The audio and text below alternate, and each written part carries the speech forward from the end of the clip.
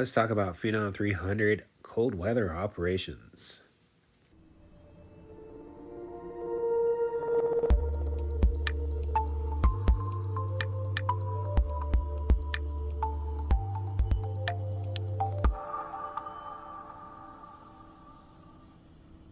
The cold weather operations can be found in the Phenom 300 POH Chapter 2.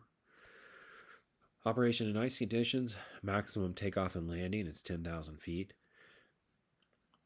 Minimum airspeed with wing and stabilizer anti-system inhibited and armed is 165 knots, and uninhibited is 150 knots. Operating regulations clearly state that no takeoff is allowed when snow, ice, or frost is adhering to the airplane. For aircraft post-mod or with an equivalent modification factory incorporated, ambient temperature of negative 18 degrees or colder requires battery removal to prevent cold soaking, or the battery should be preheated to temperatures warmer than negative 18 degrees. Verify that batteries have been reinstalled or preheated. The pre-takeoff contamination check is normally accomplished either from inside or outside the airplane within 5 minutes prior to beginning takeoff. The approved fluids are type 1, type 2, 3, and 4. Airplane configuration for fluid applications.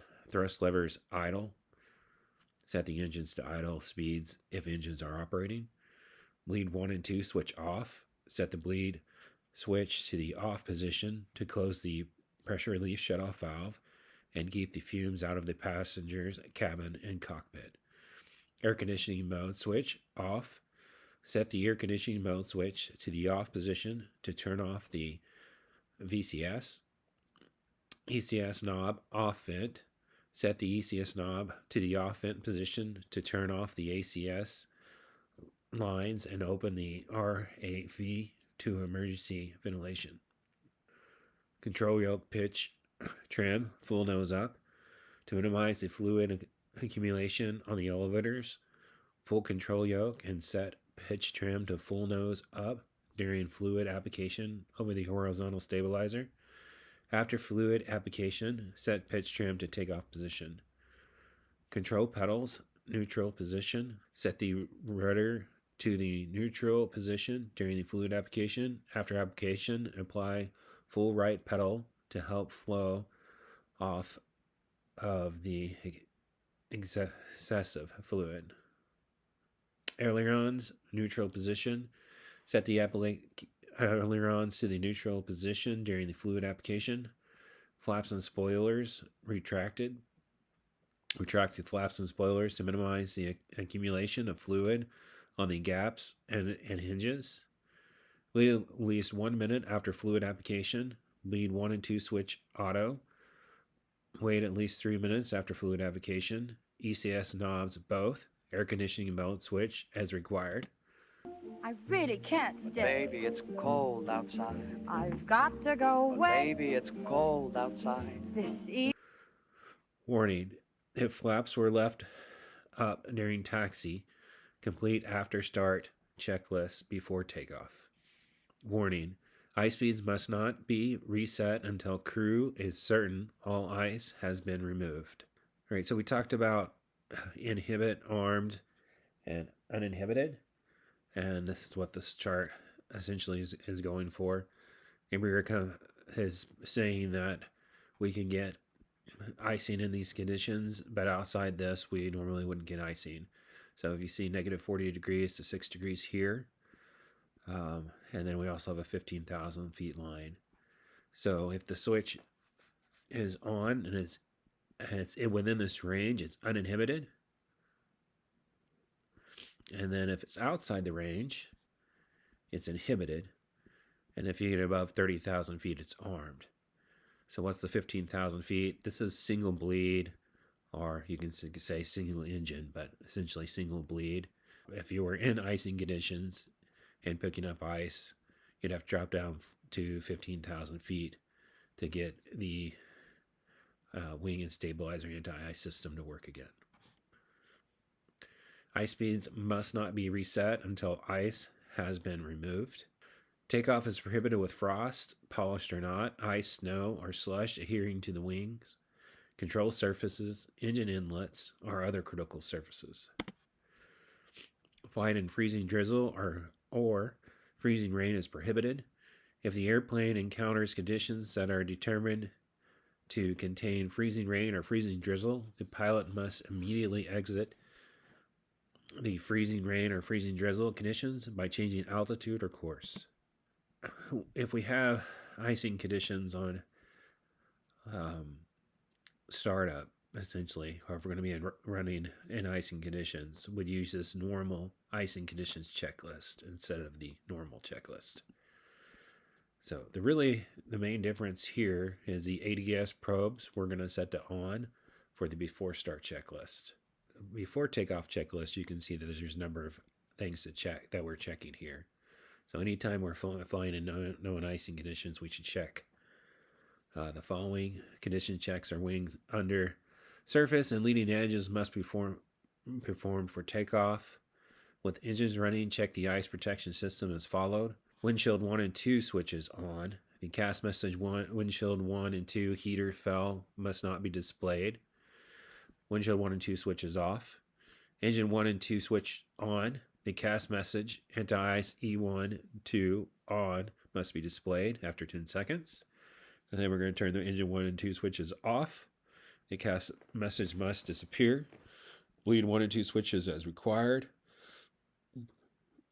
Wing and stabilizer anti-ice switches on. The cast message anti-ice wing and stabilizer arm or anti-ice wing and stabilizer inhibited may be displayed. Wing and stabilizer anti-ice switch off. Cast message anti-ice wing stabilizer arm or anti-ice wing stabilizer inhibited must disappear. If ice detector is available, test pedal knob, ice protection, start test button, we're going to press. The cast message ice conditions must be displayed. Test panel off.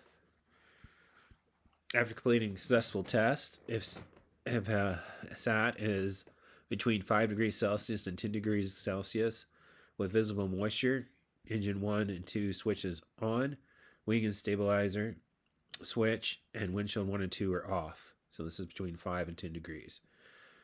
If SAT is below 5 degrees and visible moisture, we're going to turn everything on. Engine 1 and 2 switches, wing stabilizer switch, and windshield 1 and 2 switches on. ADS probe switch auto.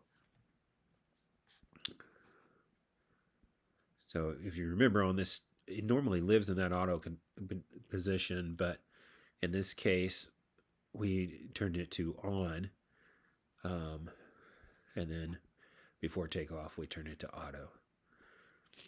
Warning, takeoff must not be performed with cast messages, anti-ice wing stabilizer inhibit presented. Refer to anti-ice wing stab inhibit procedures. Takeoff configuration check. Cast messages check. Signs outlet switch belts off. Note, in some airplanes, the sign outlet switch also controls the PD signs. Ice conditions in flight.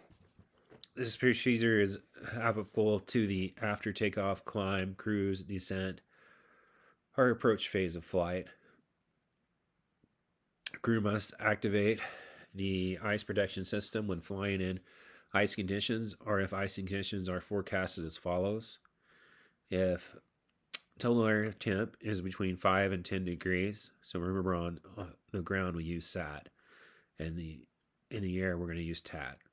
So if TAT is between 5 degrees and 10 degrees with visible moisture, so same temperature range, engine 1 and 2 switch on, and then we're going to leave the wing stabilizer and windshield off.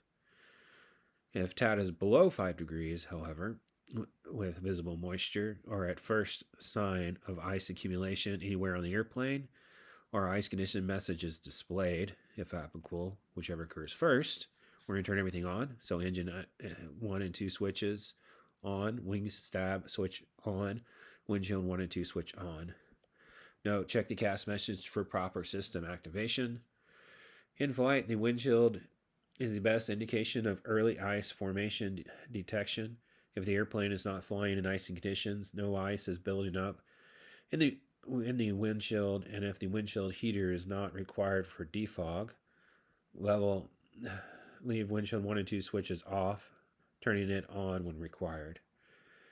After leaving ice conditions, and if there is no ice accretion on the airplanes, engine 1 and 2 switch off, wing stab switch off, windshield 1 and 2 switch off, wing stab switch, ice speeds reset. Warning, ice protection system must be kept on, and ice speeds must not be reset until crew is certain all ice has been removed. Anti-ice wing stab inhibit. If we get this CAS message, in flight, airspeed, minimum 165 knots.